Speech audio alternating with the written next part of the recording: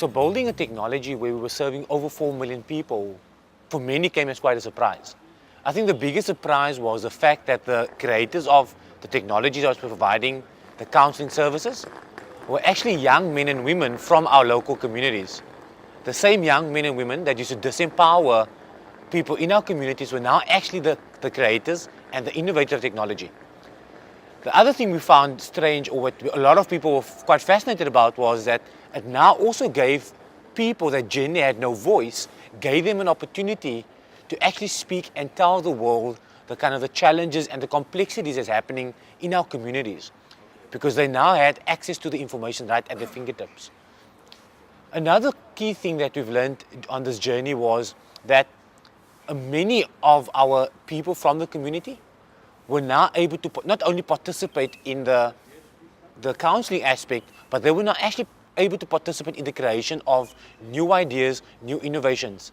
And that is not where it all stopped. Not only did we now find them creating this new innovation for providing counseling services and support, but they've now started venturing into addressing other challenges and issues, things related to youth unemployment, looking at things around education.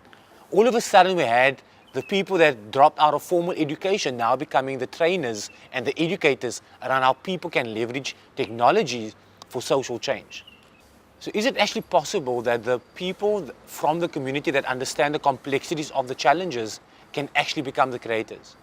And what we've done at RLabs, we've actually shown that not only are people the ones that can benefit from these new innovations and technologies or solutions, but they are actually the ones that can drive the solution. And we completely changed the narrative from just people being recipients, that they are now the co-creators. And some of the key lessons that we've done in achieving this was, firstly, within the context of our community, we've realized that we have to embrace the people. We have to embrace our context. That was the first lesson that we've learned. The second thing that we've done is we've realized that we have to, not only is it important to embrace the challenges, but you also have to equip and educate the ones that understand the complexities of these challenges. The third thing that we've done is, once you've gone through the whole equipping and education part, like we've done with our young people in our community through our training programs, you then have to empower them where they can actually go out in their communities breaking those barriers, where they can go and show that what they've learned can actually be used to do something, to bring about change in their communities. And then lastly, it's important not only to stop there by the empowerment aspect, but you actually have to create an enabling environment where they can actually go and physically implement the thing that they've learned. So when we built this technology to solve the challenges around substance abuse and drug addiction challenges in our communities, we've went from having a community of people that were ex-drug addicts, ex-gang members, to now being the ones that are driving the innovation agenda on the Cape Flats. And not just on the Cape Flats, but at the same time, they are applying those newfound skills in other communities. They are now working with universities, private as well as public sector. And that is the power of when you allow the users or the community to be the drivers of innovation.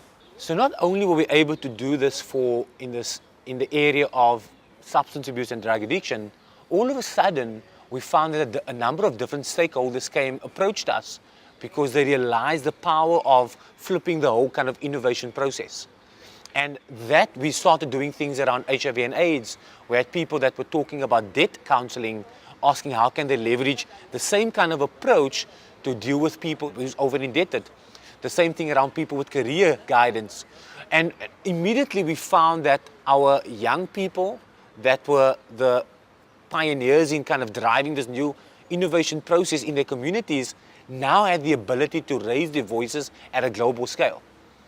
That also then took us as an RLabs that we not only started focusing on the kind of counseling aspect of innovation and technology, but we then started looking into our communities. What are the other areas that we can use the very same approach and bring about systemic and societal change?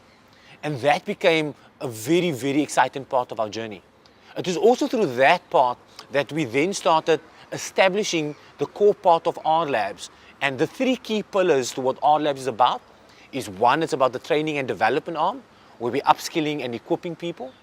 Secondly, it's our innovation lab, where we enable and allow our community members to co-create and come up with new ideas to solve some of the big social challenges.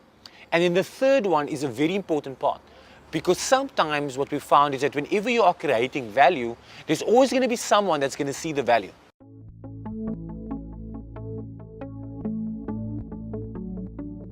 So the transformation of mindset and the way that they saw the world, it shifts completely after enrolling in one of their courses, and the hope that is ignited in them. You can see people walking in without hope, and when they leave, you can see the amount of hope that they have and drive to just carry on and to do things and to start stuff. It's amazing. That's what I see happening almost daily.